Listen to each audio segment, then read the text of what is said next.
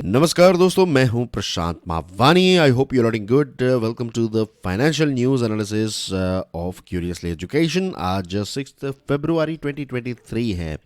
Repo rate की बात करें तो बिजनेस स्टैंडर्ड न्यूज़पेपर ने एक सर्वे कंडक्ट किया और इस सर्वे में ज़्यादातर बैंक्स जो हैं उनके ओपिनियंस लिए गए।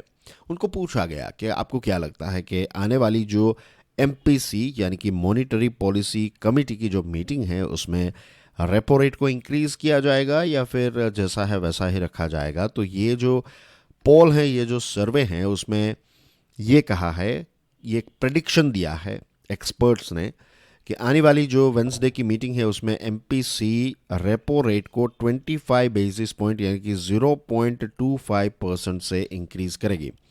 अब इसके पीछे रीज़न ये है कि अभी इन्फ्लेशन जो है वो वैसे तो लगभग कंट्रोल में आ चुका है, लेकिन थोड़ा और इन्फ्लेशन को कम करने के लिए ये 0.25% या फिर 25 बेसिस पॉइंट से रेपो रेट को इंक्रीज किया जा सकता है। आपको पता होगा कि मई 2022 से रिजर्व बैंक ऑफ इंडिया ने रेपो रेट को इंक्रीज करना स्टार्ट किया। मई 2022 में रेपो रेट 4% था, लेकिन इन्फ्लेशन काफ़ी बढ़ चुका था, तो धीरे धीरे करके ये इन्फ्लेशन को कंट्रोल करने के लिए रेपो रेट को इंक्रीज किया गया और फिलहाल रेपो रेट जो है ये 6.25% है। और इसमें अगर हम ये 25 बेसिस पॉइंट ऐड कर दें या फिर एमपीसी ऐड कर देगी इसको या फिर इंक्रीज करेगी तो रेपो रेट जो है वो 6.50% हो जाएगा। यानी कि आपकी लोन्स जो है वो एक्सपेंसिव हो सकती हैं और ज़्यादा एक्सपेंसिव हो सकती हैं। एक और फिगर यहाँ पर बता दूँ, as you can see here 4% से 6.25%। तो मई 2022 से लेकर आज तक अगर हम देखें तो 225 बेसिस पॉइंट से रेपो रेट को इंक्रीज किया गया है, विच इज़ 2.25%, राइट। तो 4 + 2.25 इज इक्वल टू 6.25। ईजी है ना, ये समझ में आ गया ना इसका कैलकुलेशन बेसिस पॉइंट का। ओके। चाइनीज़ एप्स बैंड, जो हमारी ministry of electronics and IT है, तो इसने 223 चाइनीज़ ऐप्स को इमीडिएटली बैन करने का आदेश दिया है। इसमें 138 बेटिंग ऐप्स हैं और 94 लोन ऐप्स हैं। और इसके पीछे रीजंस ये हैं कि गवर्नमेंट ने ये कहा है कि ये मनी लॉन्ड्रिंग में इन्वॉल्व हैं और इसकी वजह से ये ऐप्स जो हैं इसकी वजह से हमारी फाइनेंशियल सिक्योरिटी पर एक बहुत बड़ा ख़तरा पैदा होता है। होम अफेयर्स यानी कि होम मिनिस्ट्री ने अपना ग्रीन सिग्नल दिया और उसके बाद ये मेटी जो है वो एक्शन में आ गई। और सरकार जब भी कोई ऐप बैन करती है या फिर कोई भी चीज़ जो है वो डिक्रिप्ट करने का ऑर्डर देती है तो वो आईटी एक्ट 2000 जो है इसका सेक्शन 67 का इस्तेमाल करती है। और ओवरऑल सरकार जो है वो ये चाहती है कि ऑनलाइन बैटिंग जो है वो ना हो। तो यही चीज़ को आगे बढ़ाते हुए या फिर इसी दिशा में आगे बढ़ते हुए सरकार ने इन ऐप्स को बैन किया है। आपको याद होगा कि जून 2020 में सरकार ने एक साथ 59 चाइनीज़ ऐप्स को एक साथ बैन किया था। उसके बाद बहुत सारे ऐप्स को बैन किया गया और यहाँ पर लेटेस्ट आंकड़ा है 223 Chinese apps. Capital gain tax revamp. सबसे पहले तो ये कैपिटल गेन होता क्या है उसको समझ लेते हैं। मान लीजिए कि आपके पास एक ज़मीन का टुकड़ा है, आपके पास एक प्लॉट है, तो ये प्लॉट आपने बेचा और आपको मिले 10 लाख रुपए, राइट। अब सरकार जो है वो आपको एक समय देती है कि 1 साल के अंदर अगर आप ये पैसे इन्वेस्ट कर देते हैं कहीं पर तो फिर आपको टैक्स पे नहीं करना पड़ेगा। वरना अगर आपने 1 साल तक कुछ नहीं किया, ये 10 लाख रुपए आपके बैंक में ही हैं और ये प्लॉट बेचने की वजह से आपके बैंक में आए थे, तो फिर नेक्स्ट ईयर जो है वो आपको इस पर कैपिटल गेन पे करना पड़ेगा। तो गवर्नमेंट जो है वो ये कैपिटल गेन टैक्स जो है उसको चेंज करने वाली थी, लेकिन अब खबर ये आ रही है कि सरकार इसमें कोई चेंजेस नहीं करेगी। चेंजेस को होल्ड पर रखा जाएगा क्योंकि अभी ग्लोबल अनसर्टेनिटीज़ चल रही हैं। और अगर इस कैपिटल गेन टैक्स को रिवैम्प किया जाए तो मार्केट के सेंटिमेंट्स जो हैं वो ख़राब हो सकते हैं।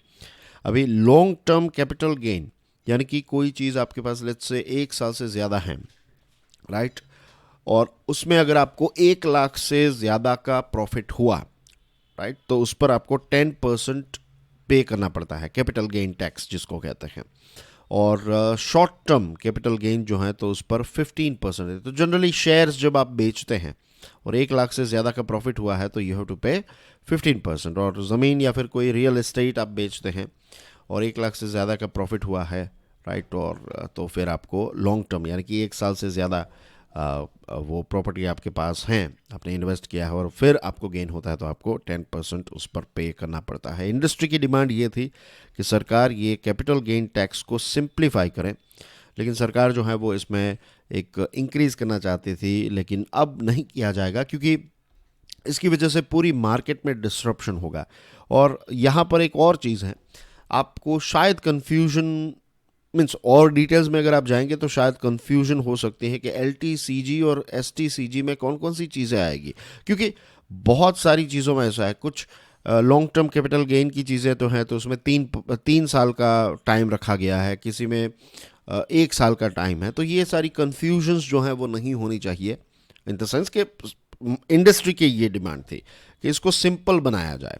आपको ये सारी चीज़ें ओवरऑल ही समझनी है, बर्ड्स आई व्यू से ही समझनी है, आपको इसकी डिटेल्स में जाने की ज़रूरत नहीं है। दैट्स अ डिफरेंट थिंग अगर आप चार्टर्ड अकाउंटेंट की तैयारी कर रहे हैं या फिर आपका कोर इंटरेस्ट कॉमर्स और इसके साथ जुड़े हुए रूल्स एंड रेगुलेशंस का है, तो दैट्स अ डिफरेंट थिंग, आप इसकी गहराई में जा सकते हैं। लेकिन कॉम्पिटिटिव एग्जामिनेशन की तैयारी कर रहे हैं तो आपको सिर्फ ये पता होना चाहिए कि लॉन्ग टर्म कैपिटल गेन और शॉर्ट टर्म कैपिटल गेन ये 2 प्रकार के गेन्स होते हैं और उस पर फिर टैक्स लगाए जाते हैं। लॉन्ग टर्म पर 10%, शॉर्ट टर्म पर 15%।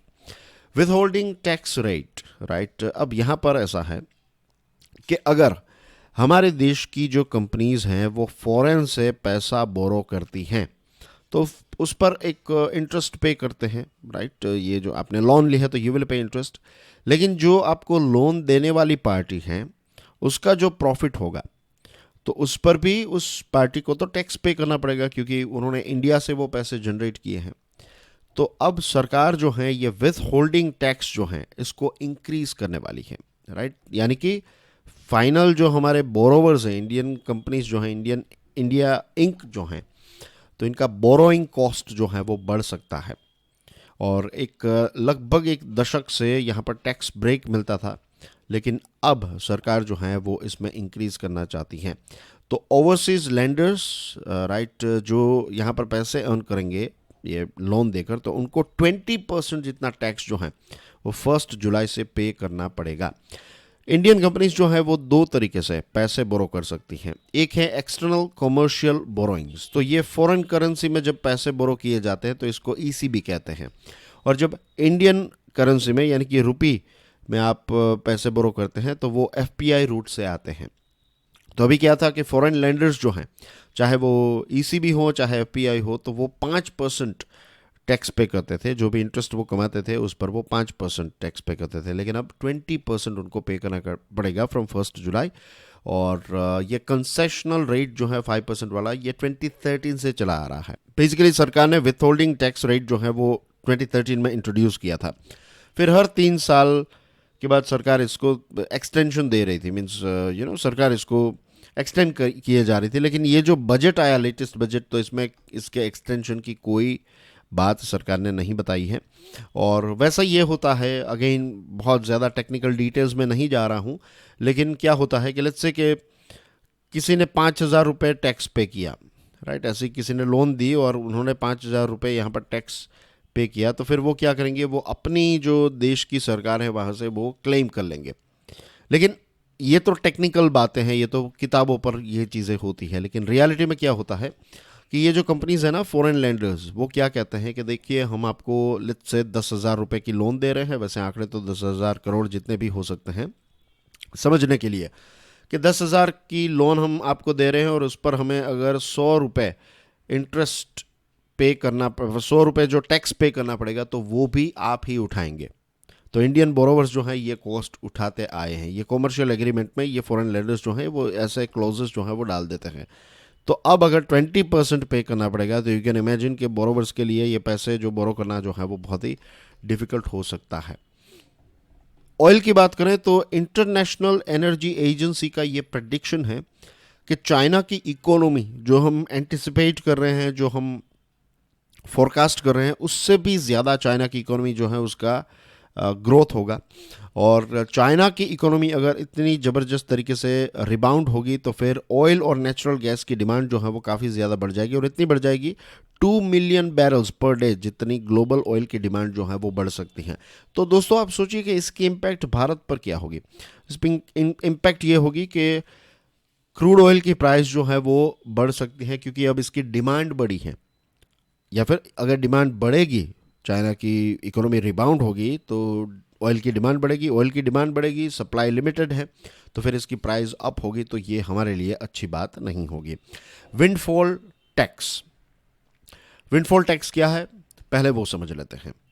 राइट, अगर कोई कंपनी जो है या फिर कोई industry super normal profit generate करती है, सुपर नॉर्मल यानी कि कोई ऐसी चीज़ हो गई, राइट, जिसकी वजह से लेट्स से ऑयल की बात करें तो ऑयल की डिमांड अचानक से बढ़ गई, राइट, और सप्लाई लिमिटेड है, तो ऑयल की प्राइस बहुत बढ़ जाएगी। तो जिनके पास लेट्स से ऑयल हैं, रिजर्व में पड़ा है ऑयल, तो उनके पास लेट्स से 10 रुपये का पर लीटर उन्होंने ऑयल लिया था, समझने के लिए बता रहा हूँ, 10 रुपीज़ पर लीटर आपने ऑयल लिया था, लेकिन इंटरनेशनल मार्केट में अब इसकी प्राइस जो है वो 100 रुपये हो गई पर लीटर। तो आप अगर ये 10 रुपये में जो खरीदा था वो बेचेंगे तो आपको 90 रुपीज़ का फ़ायदा होगा। तो ये होता है विंडफॉल प्रॉफिट, राइट, कि एक्स्ट्रा ऑर्डिनरी प्रॉफिट। तो अब लोकल क्रूड ऑयल जो प्रोड्यूस किया जाता है तो उस पर पहले 1900 रुपीज़ पर टन विंडफॉल टैक्स लगता था। अब सरकार ने इसको बढ़ाकर 5050 पर टन कर दिया है। अगर आप डीजल एक्सपोर्ट करते थे तो 5 रुपये आप एक्सपोर्ट ड्यूटी पे करते थे, अब 7.5 रुपये पे करनी पड़ेगी, और एविएशन टर्बाइन फ्यूल पर 3.5 रुपये, अब 6 रुपये इसको कर दिए गए हैं। Right, centre had slashed windfall tax to 1900 from the existing 2100 per ton in the last fortnightly review on 17 January. Last month fortnightly review, ये हर 15 दिन में इसको रिव्यू किया जाता है। तो पहले 2100 रुपये था, इसको 1900 कर दिया था, लेकिन अब इसको इंक्रीज़ किया जा रहा है। ये चीज़ मैंने ऑलरेडी आपको समझा दी कि अचानक से अगर आपके प्रॉफिट बहुत बढ़ जाते हैं तो सरकार जो है इस पर विंडफॉल प्रॉफिट टैक्स, आपका जो विंडफॉल प्रॉफिट हुआ तो उस पर विंडफॉल प्रॉफिट लगाएगी। और ऐसा क्यों किया जाता है?